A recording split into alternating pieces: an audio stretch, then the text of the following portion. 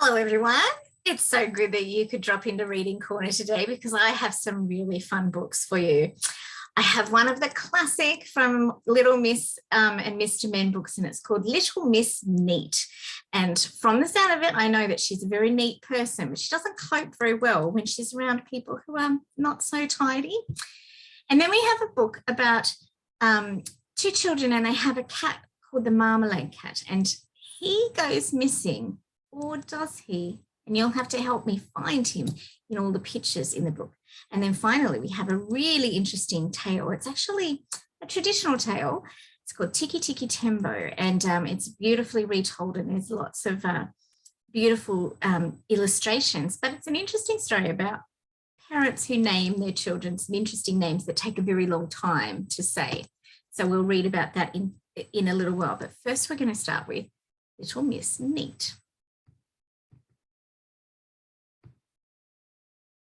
Little Miss Neat was a very tidy person, probably the tidiest person in the world. She lived in Two Pin Cottage. It was called Two Pin Cottage because she kept it as neat as two pins. She just couldn't stand a mess. Every day she spent all day polishing and dusting and cleaning and making sure that things were in their proper places. One morning, Little Miss Neat awoke in her bedroom at Two Pin Cottage. She looked out of her bedroom window. It had been raining during the night, and there was a puddle in the middle of her garden path. She gasped in horror and rushed outside with a duster. She mopped up every drop of puddle, and then she rushed inside and washed the duster, and then she ironed the duster, and then she folded the duster, and she placed the duster very neatly back in its drawer. Everything in Two Pin Cottage had its proper place. Now, this story is about the time Little Miss Neat went on holiday. She always went away for 1 week every summer, and this year was no different. She spent 2 weeks packing, and then she spent a whole day polishing her suitcase, and then off she set, leaving Two Pin Cottage all spick and span and neat and tidy. Oh, I hope it doesn't get too dusty while I'm away, she thought as she closed the door behind her. Something worse than dusty was going to happen to Two Pin Cottage. Would you like to know what? Mr. Muddle came to tea. He had written to Miss Neat to tell her, but being Mr. Muddle, he'd somehow gotten into a muddle posting the letter. Actually, what happened was that when Mr. Muddle went to post the letter, he had a letter in one hand and a half-eaten sandwich in the other. And you can guess what happened, can't you? That's right. He posted the sandwich, a posted cheese sandwich. It'll be nice seeing Miss Neat again, he chuckled to himself as he walked home. This sandwich is a bit chewy, he thought. Oh dear. It was the day after Miss Neat left that Mr. Muddle arrived. He walked up the garden path of Two Pin Cottage and knocked at the door. No reply. Goodbye, he shouted. It should have been hello, but he isn't called Mr. Muddle for nothing. Nobody home, he called. He pushed open the door. Oh dear, he thought as he looked around. Nobody home. Never mind, he thought. I'll make myself a cup of tea and wait for Miss Neat. So he went into the kitchen of Two Pin Cottage and made himself a cup of tea and waited and waited and waited and waited and went home. Little Miss Neat stepped out of the taxi outside Two Pin Cottage. That was a lovely holiday, she said, paying the taxi driver, but it is nice to be home. She walked up the garden path and went in through the door. Not too dusty, she said to herself, looking around. I think I'll make myself a nice cup of tea before I start unpacking. But making a tea after a Mr. Muddle visit isn't quite as easy as it sounds. Little Miss Neat eventually found the teapot, not in its proper place, in the refrigerator. And she eventually found the milk, not in its proper place, in the teapot. And the tea was in the sugar bowl, and the sugar in the milk jug, and a cup in the oven, and a saucer in the bread bin. But could she find a teaspoon? No, she could not. The telephone rang. Little Miss Neat picked it up. "Hello," she said. And at the other end of the line, Mr. Muddle suddenly realised he was holding the telephone the wrong way round. He turned it the right way round. "Goodbye," he said. "Who's that?" asked Miss Neat. "It's you," replied Mr. Muddle. Miss Neat thought. "It's Mr. Muddle, isn't it?" she guessed. "Yes," replied Mr. Muddle, getting it right for once. "And you paid me a visit while I was away on holiday, didn't you?" she guessed again. "Yes," replied Mr. Muddle, getting it right for twice. "Can I come and see you now you're back?" "I suppose so," sighed Miss Neat. "Goodbye." "Hello," said Mr. Muddle, and put the phone down. Little Miss Neat sighed a heavy sigh and sat down in the armchair next to the telephone. Ouch! She looked underneath the cushion. And there were all her teaspoons and knives and forks. I don't think Little Miss Neat will be taking a holiday next year. Do you? Oh dear, bit of a muddle. And it's hard when you're a neat person and you have a friend who's a muddle, but you muddle on, don't you? So now we're going to read about the Marmalade Cat. You see, as we go through, you see if you can find the Marmalade Cat, because Maria and Paolo can't find him. On Saturday, Maria and Paolo and the Marmalade Cat played hide and seek. They hid here, there, everywhere. "Game's over," called Maria and Paolo, but the Marmalade Cat wanted to keep playing. Maria and Paolo saw a red wheelbarrow, a yellow rake, a green spade, and a hairy black spider, and they called, "Kitty, kitty, kitty," but they couldn't find the Marmalade Cat anywhere. Can you see the Marmalade Cat? See if you can see the wheelbarrow and the spade and the rake and the spider as well. You have a look. Maria and Paolo sat on the front step. They saw a white postbox, a yellow window box, some pink roses, lots of purple pansies, and a squashy green caterpillar. Can you see all of those things? They called, "Puss, puss, puss, puss," but they couldn't find the Marmalade Cat anywhere. Maria and Paolo walked up the street. They saw a red bus, a pink concrete mixer, an orange bicycle, a white dog, and a silky black cat. They called, "Psst, psst, psst," but they couldn't find the Marmalade Cat anywhere. Can you see all those things? Can you see the bus and the bicycle and the concrete mixer? Can you see the dog and the black silky cat? Oh, can you see the Marmalade Cat?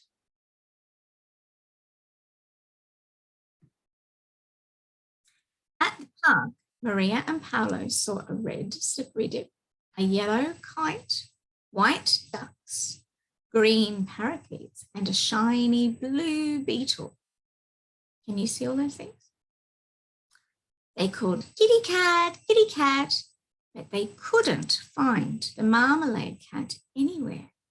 Can you see him? On the way home, Maria and Paolo looked in the pet shop window. They saw a big yellow cage, a white cockatoo, 3 spotty brown puppies, 4 stripy black kittens, and a slippery goldfish. And they called, "Pussy, pussy, pussy, pussy." They couldn't find the Marmalade Cat anywhere. Maria and Paolo visited their friend Anna next door.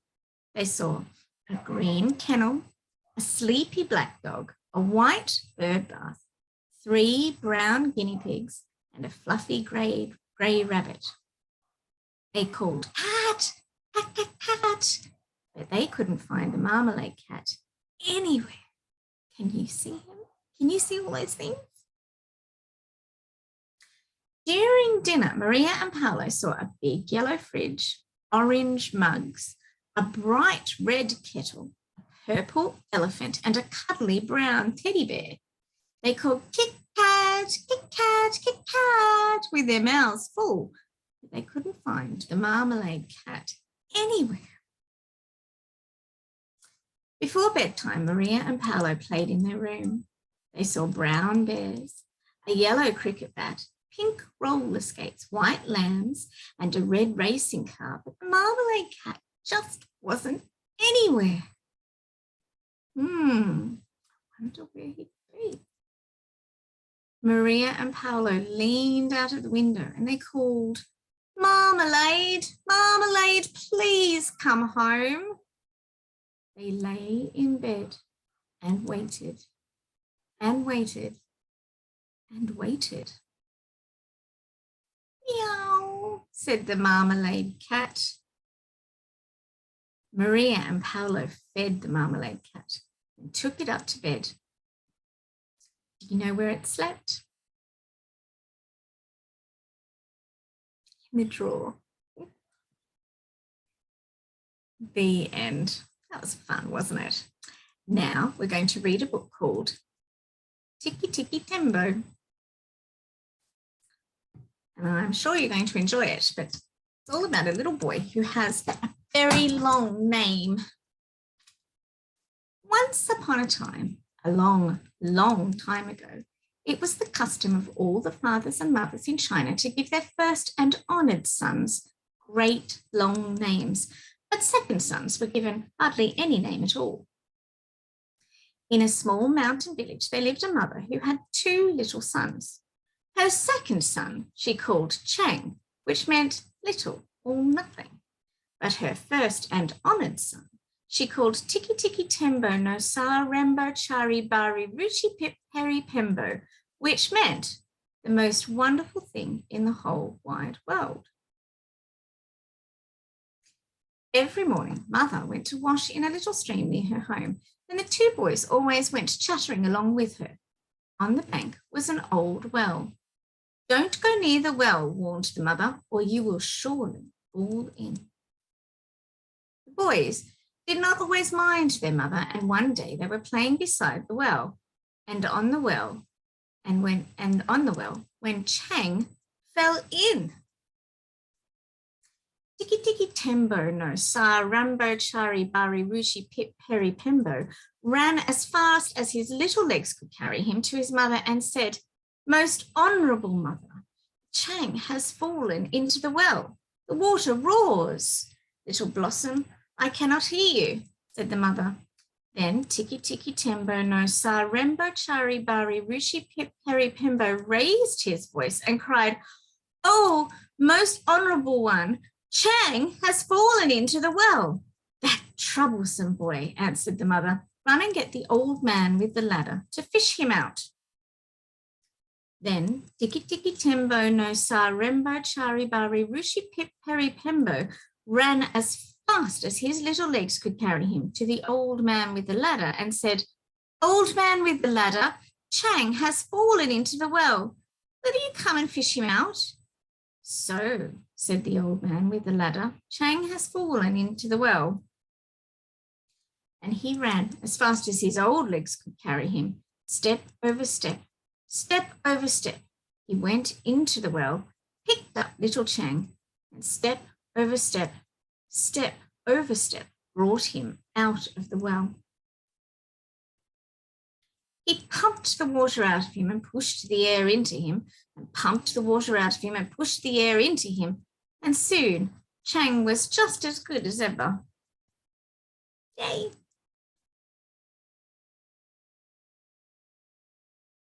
Now, for several months, the boys did not go near the well, but after the festival of the 8th moon, they ran to the well to eat their rice cakes.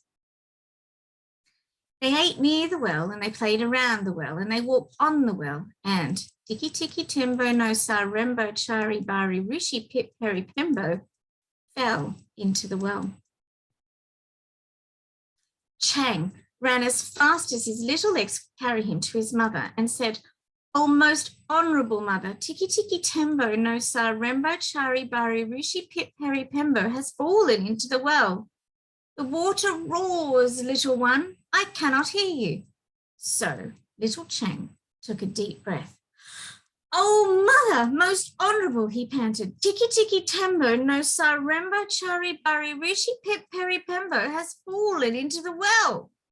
"Tiresome child, what are you trying to say?" said his mother. "Honourable mother, Chari Bari Rembo Tikki Tikki," he gasped. "Pip Pip has fallen into the well."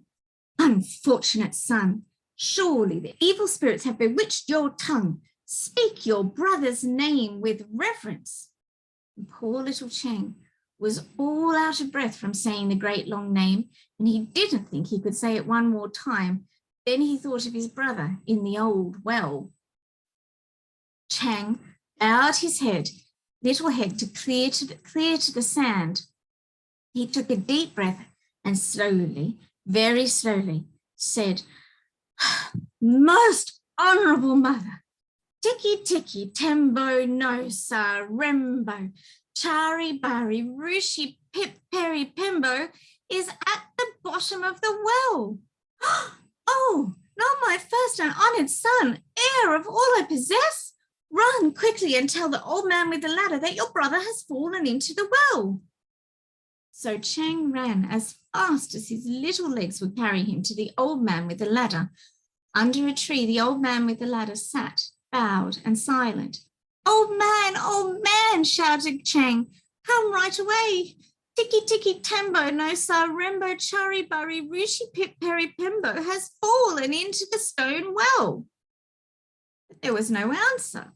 Puzzled, he waited, and then, with the very last bit of breath, he shouted, "Old man with the ladder, Tikki Tikki Tembo no Sa Rembo Chari Bari Rushi Pip Peri Pembo is at the bottom of the well." "Miserable child, you disturb my dream. I had floated into a purple mist and found my youth again. There were glittering gateways and jeweled blossoms. If I close my eyes, perhaps I will return again." Poor little Chang was frightened. How could he say that great long name again? "Please, old man with the ladder, please help my brother out of the cold well." "So," said the old man with the ladder, "your mother's precious pearl has fallen into the well." Off they go. The old man with the ladder hurried as fast as his old legs could carry him. Step over step, step over step, he went into the well, and step over step, step over step, out of the well with the little boy in his arms. Then he pumped the water out of him and pushed the air into him, and pumped the water out of him and pushed the air into him. But little Tikki Tikki Tembo no Sa Rembo Chari Bari Rushi Pip Peri Pembo had been in the water so long, all because of his great long name, that the moon rose many times before he was quite the same again. And from that day to this, the Chinese have always thought it wise to give all their children little short names instead of great long names. The end. I don't know if that's quite true, but it would have been very hard for poor little Chang, who was all out of breath from all his running, to say that great big long name over and over and over again. But they got there in the end, and Tikki Tikki Tembo was safe. I hope that you enjoyed all of those books today as much as I enjoy reading them to you. And I hope that wherever you are and whatever you're doing, you have a really great day. And I'm looking forward to seeing you next time at Reading Corner. But until then, bye for now.